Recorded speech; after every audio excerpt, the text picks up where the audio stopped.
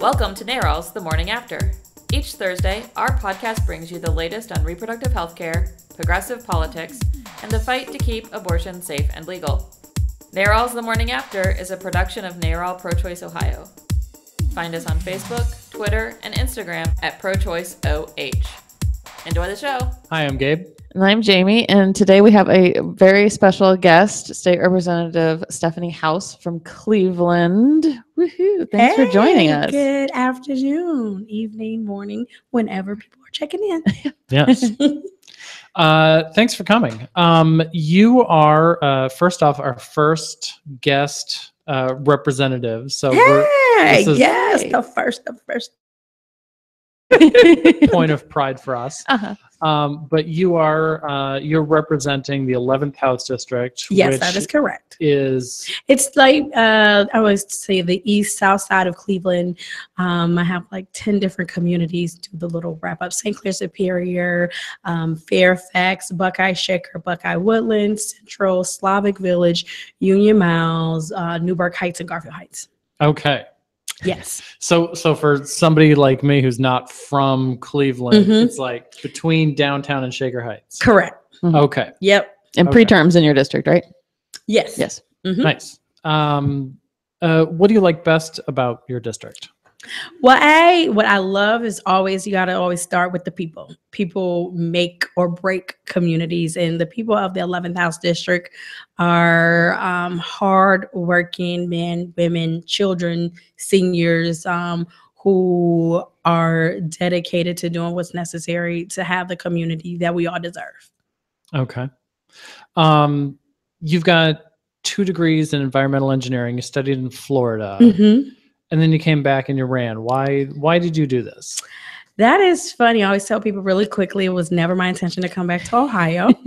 I would tell people when I graduated from high school, I was like, I'm getting out of Ohio. I didn't want a place that touched Ohio. So I ended up in Florida. So, but then I came back just because of life and stuff. My dad actually lived in a nursing home, and he was divorced, and just to be there and be a supportive daughter. And then I guess, was reintroduced to Cleveland in a different light and just fell in love. And Cleveland has been so good to me. And I've always had a thought and in my mind that I was going to serve in public office, never in the state legislature. I had my eyes kind of set on Cleveland City Council, being a local legislator. Things did not necessarily work out in my favor.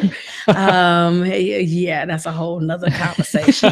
Cleveland local politics. That'd be a whole other topic for a podcast. But and it was like at that moment where I was like, okay, I held people, I'm here now. But in 2013, I ran unsuccessfully for Cleveland City Council. I didn't even get out the primary. So to see, myself today, and literally it was 8 months late. Well, I guess it was four. It was like 9 months later to then when, the Democratic Party to become a state legislator is just a really amazing turnaround of events. Right. And I had a lot of just very supportive family and friends who believed in me when I thought kind of all was lost and doomed. And so that's really why. And then of course, God has a way of just making things work in his time, not necessarily our time. And so here I am. Okay. And you came in with a really amazing crew too. I mean, you and my people, Rep Sykes and Rep Boyd, and it was Rep Coons. That's our girl. We have our little diva caucus. And then we had a whole other group of legislators who are amazing, and it really is nice to be in a place where you have colleagues that are focused and but also be open-minded to pivot when necessary, all for the purpose of serving people in a way that will acknowledge their existence and really do the things that are necessary to put people in a position where they would like to be, So. Yeah. Okay. You've sponsored legislation to protect women and patients and staff outside of abortion clinics. The bill was just reintroduced, so this is the second time around. It's now House Bill 234. Which I love because it's easy to remember. Right, and they change all the time. So if people ask me bill numbers, I was like, no, what General Assembly? What are you talking about? Because, I mean, it changes. And so you'll be committed to one thing and it will change on you in a minute. Yes. So. House Bill 234, which you're, it's not co-sponsor because joint sponsor. Main sponsor. Thank you. Joint sponsor with Michelle Lepore-Hagan of Youngstown. Yes. Why this bill? Well, when you think about it, you know, I'm the type of legislator who looks at just kind of practical things. And so, you know, in having conversations for people, different advocates, as well as just observing myself, you know, you see some of the intimidating behavior that happens, as Jaime indicated, preterm is there in my district. And so, you know, I have visited and I have seen, you know, some of the actions that take place. And so it put me in a mindset of, well, what could we do about this, right? And then, you know, we're in just taken upon themselves to take matters in their own hands. And sometimes there have been deadly consequences as a result of this behavior. And so really thinking of how can you still protect people's rights to voice their concerns, in addition to protecting the individuals who are exercising their own, you know, just their own right to make the health decisions that are appropriate for themselves and their families, and doing it in a safe environment with the protections and as much comfort as possible, you know, from the government. Right. Yeah, and I think that so much of that is so important because we don't necessarily see every day. It becomes this political conversation in the state house or whatever, and we don't see the impact of these things every day outside of the clinic. So this is very much the practical, really does impact those individuals trying to seek healthcare. Yeah. You met with our Patients to Advocates group up in Cleveland. Regular podcast listeners have heard us talk about them before. You know, women who have had abortions in the past and are now learning how to sort of talk about them publicly. What did you gain from meeting with them? Or so when my interactions with the Patients to Advocates is it's like being community members now. I mean, they've gone through this experience and this training to bring a voice to a topic that can be very uncomfortable for some people when we talk about abortion, but it has been very refreshing just to talk and interact with these women who have a comfort and a grace to just talk about their own experience and the willingness to share. I think that's one of the power in their voice, is their willingness to share their own experiences, to help others who may not have or live that life or have that experience, gain a sense of empathy, but which is a lot of times is so missing in our communities because people aren't willing to share, right? We are so boxed in, fences up, walls up, that we don't create spaces and environments to openly and honestly share real life experiences where people have to make real life decisions. And the Patients to Advocates have been able, in my opinion, to really bring that to light, right? To have this openness and creating, literally, I would say, the figuratively speaking, the table for people to have, you know, kind of difficult conversations, but doing it in a way that is respectful, and can pique people's interest, whether they agree or disagree with their choice. They at least have a basis to understand. And I think that has been my experience and the power and meeting with the women who have served and went through the program Patients to Advocates. Yeah. I think it goes to one of the other things we've talked about a lot is, when you came in as a freshman and were put on or chose to be on the Community and Family Advancement Committee. No one knew. It was not a choice. Now this time you can get me because I did choose to be on this committee this time around. But so, and it sounds like a really great committee. We should be supporting our families and our communities to do better in the state of Ohio because so many of them are struggling. And I know we've talked about this in the past and what could be done to help our communities. But the shock of all of us when that committee turned out to be the how do we kick poor people off welfare and how do we stop people from getting abortions committee. And so, it's kind of like to, hear your thoughts on, that committee and kind of your work in general on, what you're trying to focus on rather than what the other side seems to keep pushing us back on. And with the community and family advancement, we have done kind of a bit of a pivot from last General Assembly to this General Assembly, where the last GA was focused on all this health stuff, abortion mainly being the number one topic or focus of choice. Now, this General Assembly has been focused kind of on, I would say, people who are using systems, right? So people that are on different social net supports, and that has, you always want to think like, what's the aim? So that's been the focus of this time, this GA.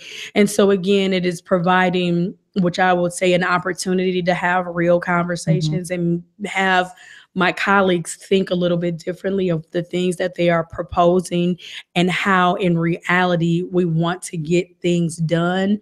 And more importantly, the work that's necessary to get people in a position where this is not even an option, right? See, we spend so much time on after the fact. What are we doing to be preventative, right? What are we doing to put families in a position economically and socially and emotionally so that they are better prepared to take care of their families. And so that's kind of been my focus, to try to redirect conversations like, why don't you think about this? You want to kick people off of, getting food stamps or SNAP benefits because of all this fraud, with air quotes for people who can't see me, air quotes, all of this fraud, versus having the conversation of how do people find themselves there? Like, do you understand, and I always ask my colleagues about, have you signed up for SNAP benefits? Do you even know what it's like? Who wants to sign up for this? It's like $100 a month. Like no one, this is not people's life goals. This is not a life goal to be on, get food benefits. And so having the conversations of what can we do to prevent people being there? And when they are there, how can we do it in a way that still acknowledge the person's indignity, not trying to be demeaning and demoralizing individuals who may fall short and come up a little bit short in life, but still need help. So. Going from that point to a bill that you sponsored last time around, the Ohio Equal Pay Act. How do you think that would have improved your district? It would improve everyone. See, and that's one of the things when you talk about poverty, wage inequity, they don't have any lines.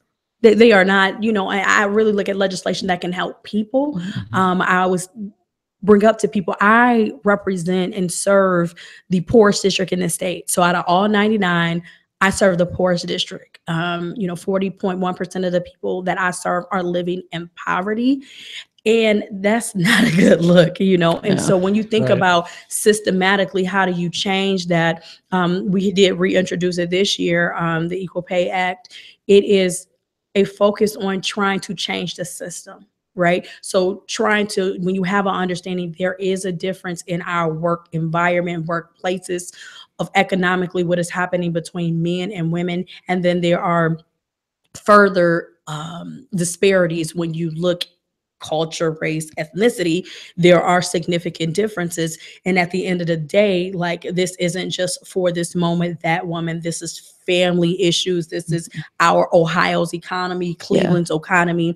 And then when you look at people, when they make the transition into their golden years. Like, what does that look like with someone over a generation, over their lifetime of working, getting less? You know, there are so many women, they live continuously in poverty when they're in their golden years, and it's not right. And we should put ourselves in a better position to hold people responsible and accountable, because if we don't, we end up paying anyway.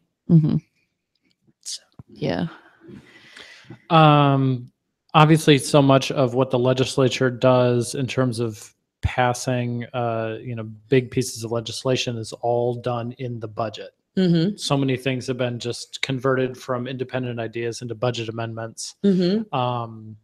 Abortion restrictions specifically, but many other ideas in general.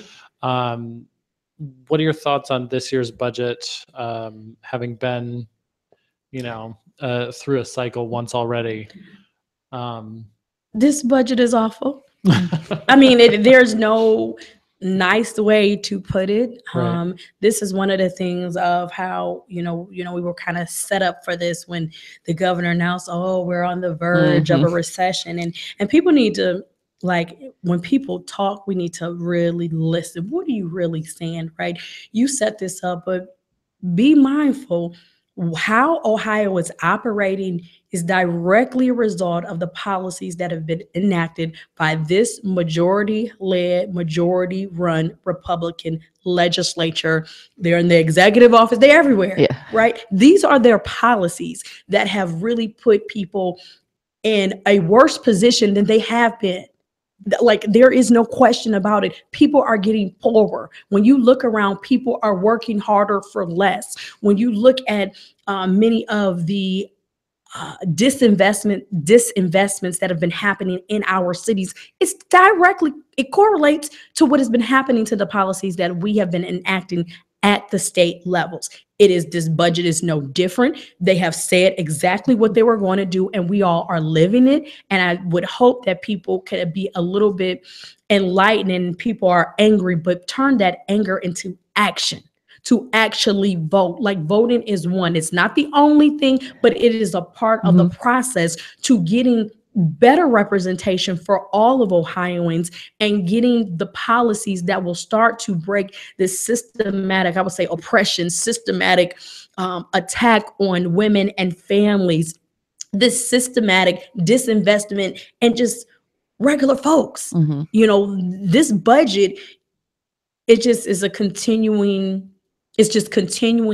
the thought process of cutting investments, into our cities, into people, and letting this trickle down economy work for everybody. That's what we're operating under, and that does not work. It hasn't worked. But versus saying that, we are wrong.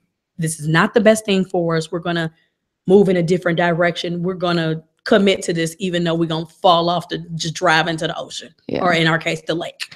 Yeah, I find it really interesting. Most of the time when you've got a governor who's been governor for as long as Kasich has, you get this, everything's great. Everything's, we're not in a recession. We're not. And when he gave that speech to the legislature and he's like, we're going into a recession. I'm like, this is your state. Like, you caused this. Right.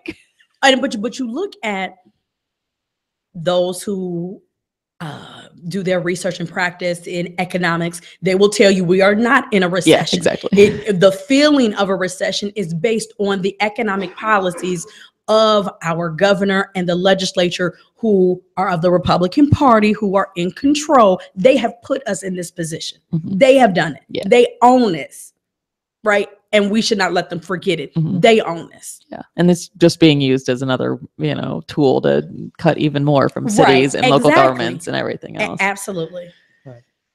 And then when we here at NARAL, we look at everything through a lens of reproductive rights. When you're just destroying economic opportunity for women, you are making it that much harder for them to be able to raise a family on their own, time frame, on a budget that they would like. You're making a not you. I'm a part of that. Yes. The powers that be down the street are causing people to, have a different path through life than what they would like. Yes.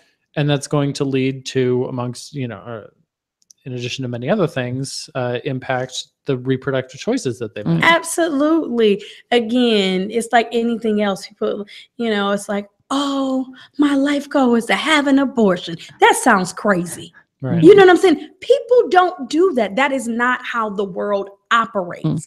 It's the way life happens in situations and circumstances that put people in this position to have to make a choice that they probably might not have made if, like I said, we have, full sexual health education in our system. If sex wasn't such a taboo in all our in society, right? Or you have the conversations of people understanding health wise what and how you should operate and how you should interact, how do you connect with people? Like, these are things that, again, that should be very second nature. This is how we operate. It's healthy. Right. And to deny it does not mean it's not happening. Yeah. It's feel like if I just say no enough, then it's just going to go away. It's not. Right. It's not. So how can we do it in a way that is very mindful that we are dealing with people? We're dealing with people. And I think many times we forget about that. It just looks good on paper, so let's do it. Or because I believe in it, and that's my experience, that's what we should do. Realizing Ohio is 11 plus a million people, and we should act like it and think that we aren't going to agree. But what can we do together that most people could, they can live with? Right. Yeah. Couldn't say any better than that. You got any more? We can. We got a little more time. You want to go to your favorite topic? Yeah, we can just do whatever. Well, my favorite topic on my list was actually about the Cleveland's makerspace. Okay. You get to work with Adam Savage. He has a podcast, and his show was the inspiration behind us doing this. Yeah. So awesome. What was that like? And tell me a little bit about the Cleveland's makerspace. Yeah. Okay. So this makers movement. So I am an engineer by training. So I am a huge proponent around STEM education, science, technology, engineering, math. The biggest thing for me is just the thought process. When you go through the training, it helps you think differently. And I realize that being in the legislature, I don't think like a lot of my colleagues. And I think it helps. It's awesome. Yeah, I don't think like a lot of my colleagues, but I think it's helpful in wherever you find yourself.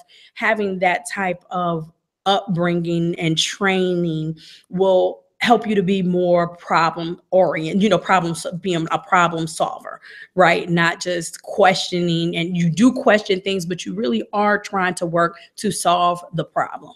Right. Not just keeping the problem go on.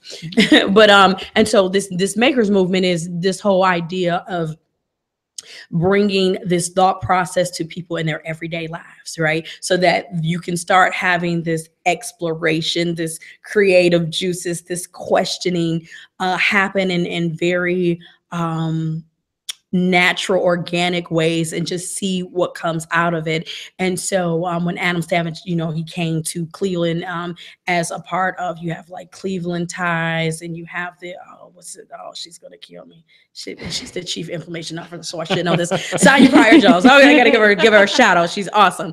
But the whole idea was, again, you want to kind of use the celebrity of people to highlight this awareness of things that are going on right in our backyard. The Cleveland Public Library or Cuyahoga County Public Libraries are huge places where people can go. But again, a lot of people don't even know we have these resources at our disposal, and that can really help you, again, maybe come up and design something financially, new entrepreneurs, new spaces, that can help put people in a better position. And it's a movement literally to try to bring awareness to our community, to let folks know these opportunities are available for you. You have ThinkBox where that is open to the public. You have an idea. Beyond just having an idea, you have places where you can tinker and develop some things, and then you actually maybe have access to the legal minds to help you, or the business people of how you get your ducks in order to take it from idea, concept, to actually having a prototype,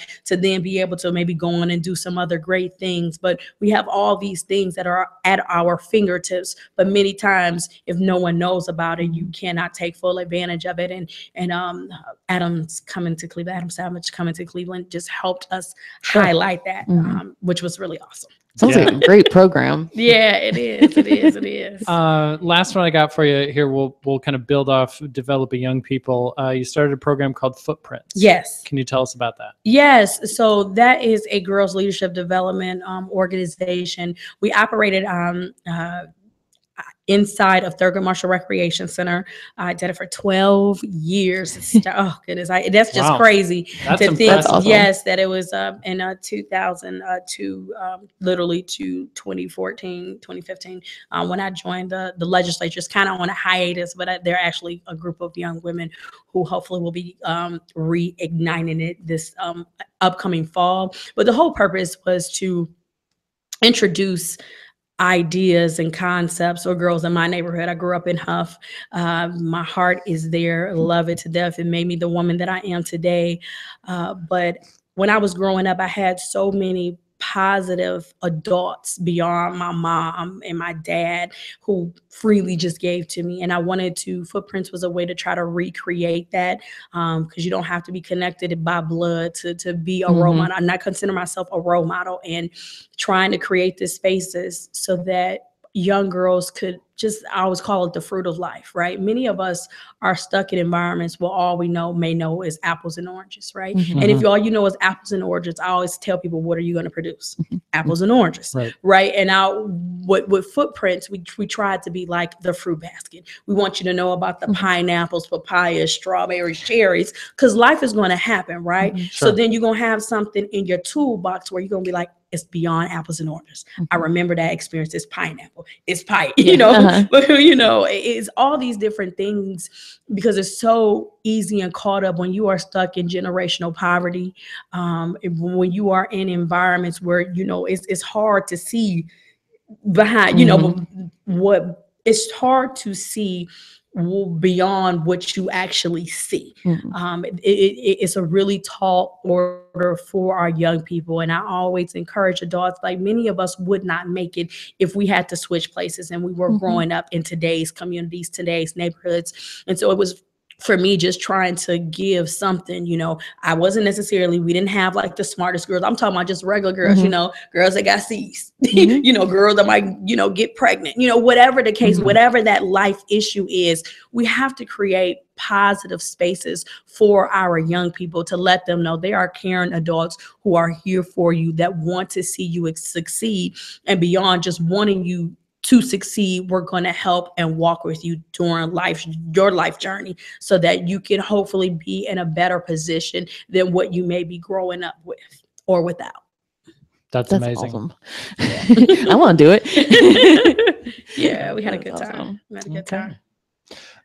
So Representative Stephanie Howse, you'll be at Pride in the CLE this weekend? I will. Well, unfortunately, I will not be at the parade, but the event will be happening there on Public Square until 6 p.m., like 12 to 6 p.m. So I'll probably be there later on in the afternoon. And there are just a lot of awesome things just happening. Cleveland is a wonderful time. So when people say there's nothing going on, I always tell people, you got Wade Over Wednesday. I just participated this past weekend. It was on the East Bank of the Flags. It was called like A Taste of Summer.